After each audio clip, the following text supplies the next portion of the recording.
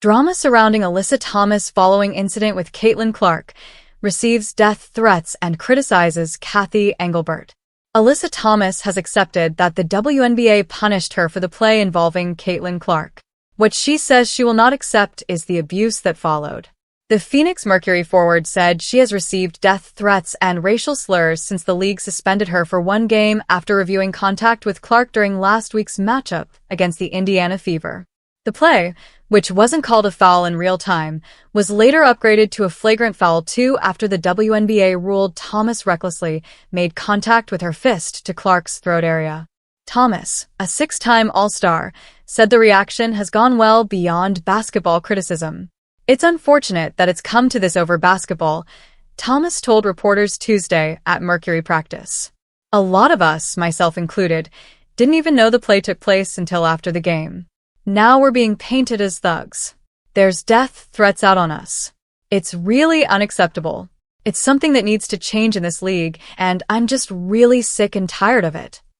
Thomas called the incident a complete accident, saying her concern now is less about the suspension and more about what players are forced to endure afterward. Thomas criticizes WNBA response.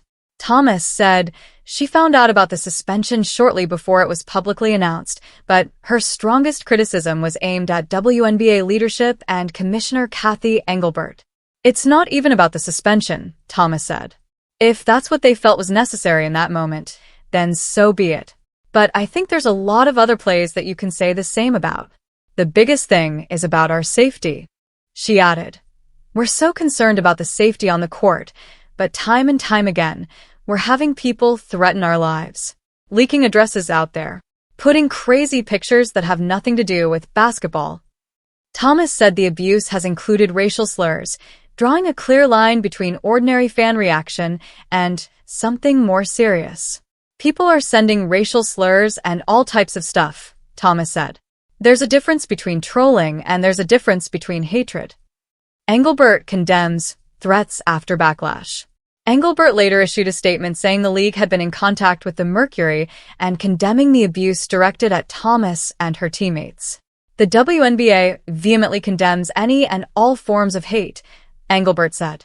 "The safety and well-being of everyone in our community is always the league's top priority." She added, "We are aware of Alyssa Thomas's comments, and what she and her teammates have experienced is completely unacceptable and not representative of the WNBA community." The controversy has created two overlapping arguments for the WNBA. Fever coach Stephanie White blasted officials after the game, calling the missed no-call involving Clark egregious and absolutely unacceptable. Thomas and the Mercury are now raising a different concern, arguing that anger over the play has turned into real threats. With the Fever and Mercury scheduled to meet again July 9th in Phoenix, the league faces a difficult test. It must protect players from dangerous contact on the floor while also making clear that racism, harassment, and death threats cannot be treated as part of the game.